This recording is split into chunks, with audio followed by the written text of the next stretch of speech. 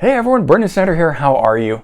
Time for another episode of New Music Finds. So this is where I collect together everything that I've purchased over the past week, and I do a little run through on it, kind of little mini reviews of stuff. Having had a chance to listen to this, even if you saw my New Music Now videos, those are the ones where I'm really opening, unboxing. I maybe haven't even had a chance to listen to it. This is the video where you can get a little update on my thoughts on the album. So stick around for that. We got a lot to run through today. Before we do though, if you're new to my channel and you haven't already hit the subscribe button, please do. I would really appreciate it. And of course, as an added bonus, if you turn on notifications, you're going to stay up to date on cool videos just like this, seeing what I get, which I hope then inspires you or, makes you a little interested about something. You can go search something out and have some fun like that. So, as always, we kick off with new releases, and oh my goodness, there was a ton of them, 7 of them that I got. First one up was a big one for me, Def Leppard, Drastic Symphonies. I have done a full review of this. If you want to check it out, of course, I'll leave a link in the description, but I have to say, this thoroughly impressed me. I was on the fence. I did not know what to expect. First single that they had released, Animal, which was basically just orchestra with Joe singing and Phil Collins' guitar solo in it, not a lot else. And I kind of thought, this isn't going to fly. I don't know how this is going to work. But then in the context of the album where Animal falls, it is absolutely perfect. I'm now loving that song. But there's actually better songs within here where they're more bombastic. There's more of the band aspect to it. I think that they pushed some of the songs over the top, making them better. And I don't necessarily mean that they're replacing that, but in a way that has made them really enjoyable and listenable again. Not the same old tired hits that we hear all the time, like on a greatest hits album or in concert.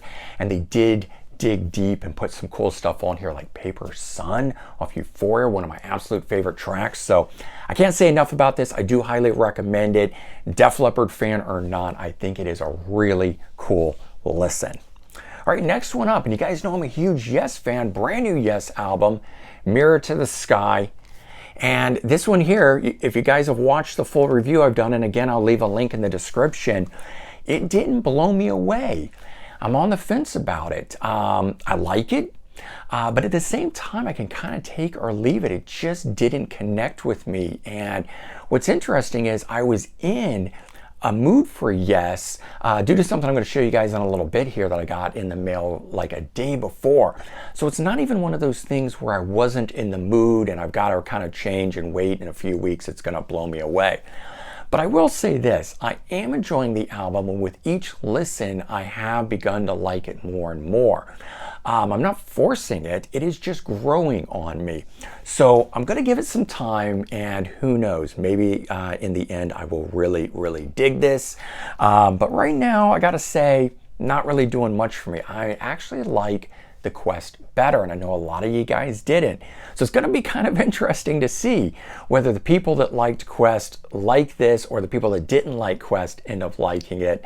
It is a very different album than that. So, all right, one that I wasn't expecting, one that I almost didn't even order, has turned out to probably be the best one that's in here. Sweet and Lynch, their brand new album called Heart and Sacrifices. The title is 12 great tracks, and the description of it, which they've used before, because this is Michael Sweet of Stryper and George Lynch from Dokken and Lynch Mob and so forth, is that what if Michael Sweet had fronted Dokken? But on the last 2 albums, because this is the 3rd one, I didn't really think there was a little bit of Dokken-esque sound to it, but it really sounded more like Stryper in my opinion. Well, this one here finally does it. This album sounds like a Dokken album, but with Michael Sweet singing. And what I found out is on the other 2 albums, he had played lead guitar and sung, whereas on this one, Michael Sweet is just singing, all guitars by George Lynch, and thereby this sounds like a Dokken album. So super excited about that. Almost wish they would have promoted that. I think it would have made it a lot better. But if you were on the fence about it, definitely pick it up if you're a Dokken or Lynch Mob fan. It is that good. Brand new Ghost EP called Phantomime, play on pantomime. This is 5 songs, covers. They've got all different artists on here. They cover Television, Genesis, Who else? Iron Maiden, just quite a few of them. Tina Turner. So very cool. I like it, I dig it, but I'm not a big covers album fan. I will say that they do an amazing job on Phantom of the Opera, the Iron Maiden song that they cover. And Paul Di'Anno came out and said that it sucks, he doesn't like it, it's awful. And I don't know what he's smoking, because I have to say it's really good. Now, maybe he's just not a fan of Ghost. He maybe doesn't like the vocals of Tobias Forge. I get that. But also, you know, when a band covers your song, for you to go out and crap on it, I don't get. So I think he's just shooting himself in the foot, making himself look bad. But hey, whatever. I think Ghost did a great job on it. Another one that came out that's pretty cool, Alcatraz, called Take No Prisoners. Now, this is the second album featuring Doogie White on vocals. Graham Bonnet was ousted from the band, unfortunately. He's got his own version of Alcatraz, but they haven't recorded anything yet. Joe Stump is the guitar player in here, taking over for guys like Yngwie Malmsteen and Steve Vai and stuff like that. He does a fantastic job. Love what he does. But I gotta say, this album just has not grabbed me. But then the last album did the same thing. And then several months later, I popped it on and it was fantastic. So I'm holding out for kind of a final review on this to say, I think it's gotta grow on me. I think I've gotta be right in the mindset on it. But I do love what they do. I love Doogie White from all the different projects he's been part of, Cornerstone, and of course going back to Rainbow and things like that. So I think it's fantastic that they've got him as a vocalist, and Joe Stump does amazing work on here. So great lineup, worthy of the name. Next one, very excited for, and I know I keep saying that, but then I always am for the music that I get. Graham Nash, now 81 years old. I think he still looks fantastic, and he sounds good on here too. If you're a Graham Nash fan, you like the way he sings, you like his solo albums or Crosby, Stills and Nash, you're gonna love this album. I fell in love with him with the last solo album that was 7 years ago, This Path Tonight. Totally didn't expect to enjoy it the way that I did. It was just one of those weird things that when I heard it, it spoke to me, and then I started buying all the other stuff, and I really fell in love with it. And prior to that, I did not listen to Graham Nash. So it's been a really good find. And you know, as you get older, your taste change, stuff like that, and I love it. And I think that's partly how I've hit, and I have to stop saying 11,000. If you guys don't know, I've passed 12,000. I now get to say I have over 12,000 albums. So it's going to be a mental thing to try and remember and say, but I think that's why it has gotten to what it is, because as time has gone on, my taste changed and I buy stuff I never would have bought before, but I genuinely like it too. Now I've got one that I haven't opened yet, Neil Schon live album, Journey Through Time.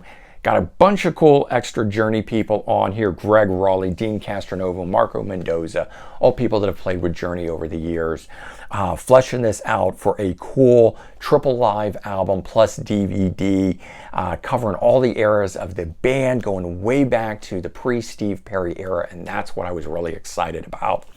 Mine came damaged. If you saw my new music now, I pointed it out. The spine is bent. It just irks me. So I've ordered a replacement. I'm actually expecting that today. So that's why I didn't open it. I thought, all right, I'm just going to wait until I get a good copy and then I'll crack that thing open. All right, moving on. I got some other stuff. I think it was last week's that I talked about the Michael Thompson Band, and I got the debut, How Long, from Geffen, an original, not a reissue. Super glad to get a hold of this. But I gotta say, while I do like this, I think the new album blows this away. I just really like the new album. Maybe that's because it's the first thing I've heard by him, but glad to get that.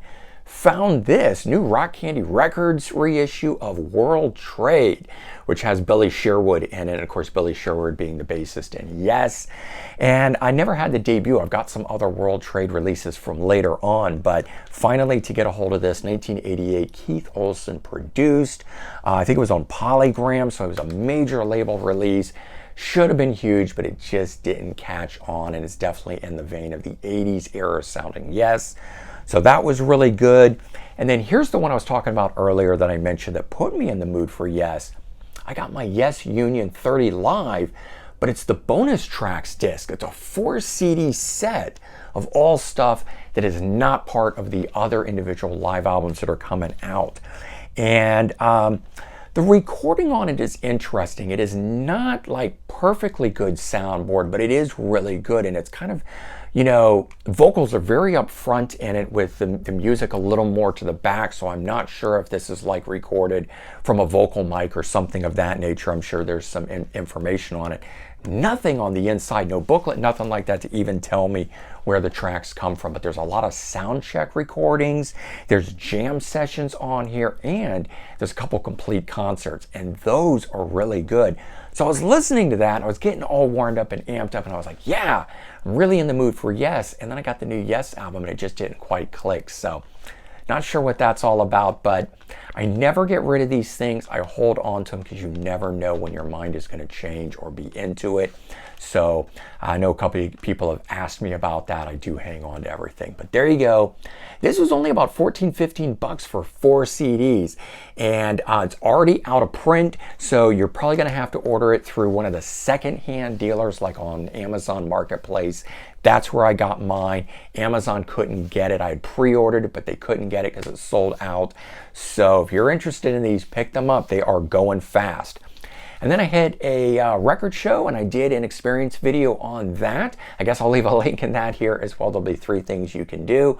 Check out additionally the Maplewood Record Show Fair.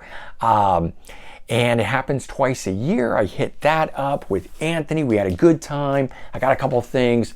Starfighter's second album. Was very excited to find this, featuring Stevie Young, who's the current guitar player in AC/DC. Is the nephew of Angus Young, his band from the 80s. That one was awesome. It's very hard to come by. Been trying to get it on CD, but it is just so high price, like $150 high price. So I'll take and I got that for 10, this one for 10. So that was what was really nice.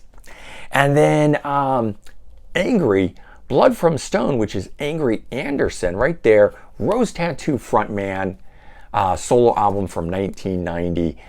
Cool stuff there to get that. I didn't even know he had that. So I love thumbing through at record shows and finding vinyl albums and going, whoa, what is this?